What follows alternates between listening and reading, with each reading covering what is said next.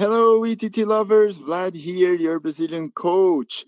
In the last video, we discussed about using the front rubber to play on your backhand side as a pen holder. And now let's talk about when should we use the backhand rubber with more efficiency. First thing we have to understand, the front rubber is very hard to generate topspin.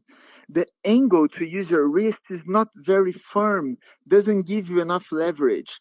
So the back rubber is closer to a shake hand backhand, so you can generate more power using your wrist in a better way. So every time you are away from the table and needs to generate topspin, the back rubber will be more efficient.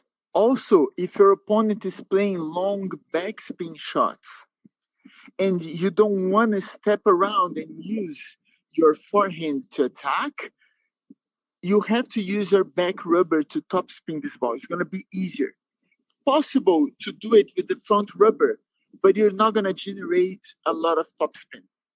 And another situation we're going to practice today is blocking. If the ball is faster, it's easier to block with the front rubber. But if your opponent is generating a lot of topspin, especially the short topspin loop, sometimes it's very hard to close the angle enough to play with the front rubber and block this shot. Then the back rubber is easier to just find an angle to smash this ball forward.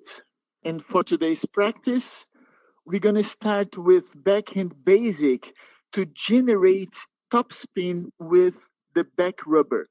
It's important to keep your elbow away from the body, lift your elbow up, then your forearm and wrist are free to move on top of the ball. You can play this shot close to the table, generating topspin, or even backwards.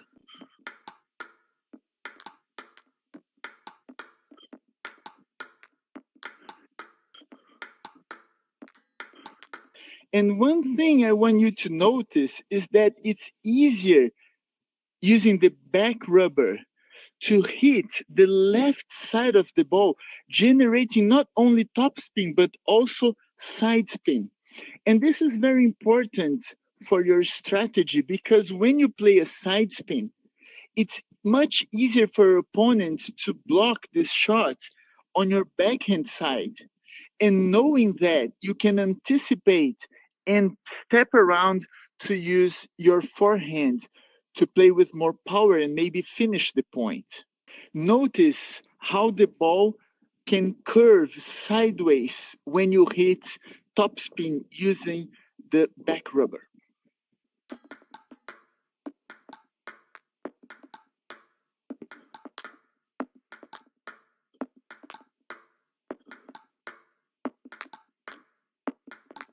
For a penhold player, every time you can generate left side spin, it's an opportunity to step around to use your forehand.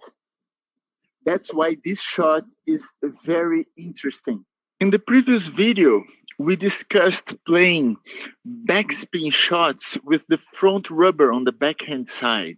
But if you want to take the initiative, turning this backspin into a topspin, it's easier to do using the back rubber because of the wrist motion. You can generate a lot of topspin with your wrist.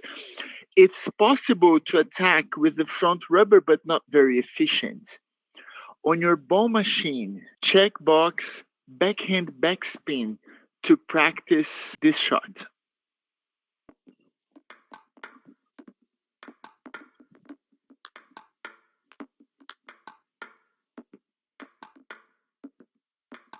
It's very important to lift the ball using your legs and your body lifting up. At the same time, you spin, brushing with your wrist. And just like when we were talking about the topspin using the left side of the ball, it's also possible to do on a backspin shot. Lifting this ball, not only hitting the center of the ball and brushing up, but also brushing sideways. the ball is going to feel lighter because the spin is in the center of the ball. So every time you hit the side of the ball, take care not to lift too much because the ball will be lighter compared to hitting the ball in the center.